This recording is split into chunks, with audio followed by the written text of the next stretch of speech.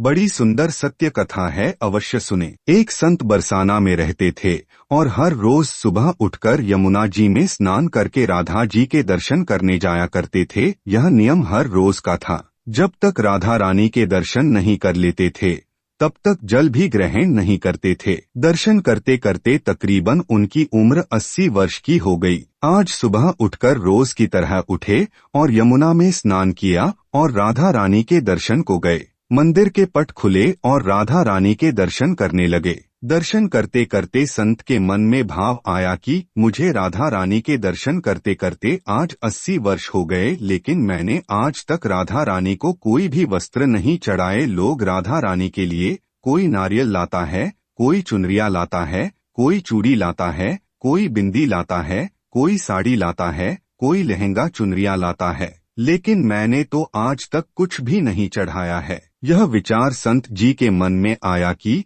जब सभी मेरी राधा रानी लिए कुछ ना कुछ लाते हैं तो मैं भी अपनी राधा रानी के लिए कुछ ना कुछ लेकर जरूर आऊंगा, लेकिन क्या लाऊं जिससे मेरी राधा रानी खुश हो जाए। तो संत जी यह सोचकर अपनी कुटिया में आ गए। सारी रात सोचते सोचते सुबह हो गई। उठकर स्नान किया और आज अपनी कुटिया में ही राधा रानी के दर्शन पूजन किया। दर्शन के बाद मार्केट में जाकर सबसे सुंदर वाला लहंगा चुनरिया का कपड़ा लाए और अपनी कुटिया में आकर के अपने ही हाथों से लहंगा चुनरिया को सिला और सुंदर से सुंदर उस लहंगा चुनरिया में गोटा लगाए। जब पूरी तरह से लहंगा चुनरिया को तैयार कर लिया तो मन में सोचा कि इस लहंगा चुनरिया को अपनी राधा रानी को पहनाऊंगा तो बहुत ही सुंदर मेरी राधा रानी लगेंगी। यह सोच करके आज संत जी उस लहंगा चुनरिया को लेकर राधा रानी के मंदिर को चले। मंदिर की सीढ़ियां चढ़ने लगे और अपने मन में सोच रहे हैं, आज मेरे हाथों के बनाए हुए लहंगा चुनरिया राधा रानी को पहनाऊंगा तो मेरी लाडली खूब सुंदर लगेंगी। यह सोच कर जा रहे हैं।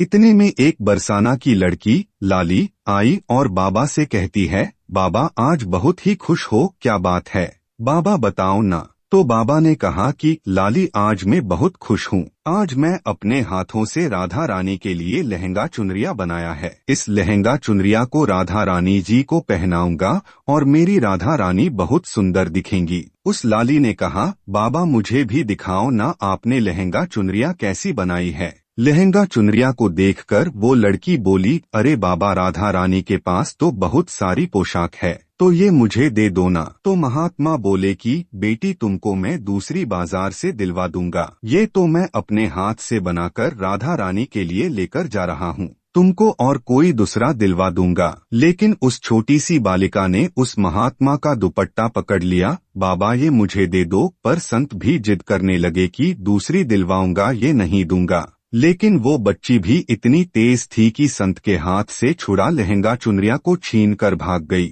अब तो बाबा को बहुत ही दुख लगा कि मैंने आज तक राधा रानी को कुछ नहीं चढ़ाया, लेकिन जब लेकर आया तो लाली लेकर भाग गई।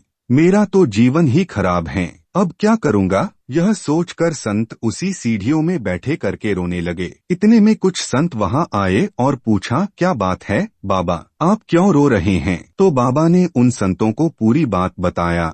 संतों ने बाबा को समझाया और कहा कि आप दुखी मत हो, कल दूसरी लहंगा चुनरिया बना के राधा रानी को पहना देना। चलो राधा रानी के दर्शन कर लेते हैं। इस प्रकार संतों ने बाबा को समझाया और राधा रानी के दर्शन को लेकर चले गए। रोना तो बंद हुआ, लेकिन मन खराब था क्योंकि कामना पूरी नहीं हुई ना। तो अनमने मन से राधा रानी का दर्शन करने संत जा रहे थे और मन में ये ही सोच रहे हैं कि मुझे लगता है कि किशोरी जी की इच्छा नहीं थी, शायद राधा रानी मेरे हाथों से बनी पोशाक पहनना ही नहीं चाहती थी। ऐसा सोचकर बड़े दुखी होकर जा रहे हैं। मंदिर आकर राधा रानी के पट खुलने का इंतजार करने लगे। थोड़े ही देर बाद मंदिर के पट खुले तो संतों ने कहा, बाबा देखो तो आज हमारी राधा रानी बहुत ही सुंदर लग रही है। संतों की बात सुनकर के जैसे ही बाबा ने अपना सिर उठा करके देखा तो जो लहंगा चुनरिया बाबा ने अपने हाथों से बनाकर लाए थे वही आज राधा रानी ने पहना था।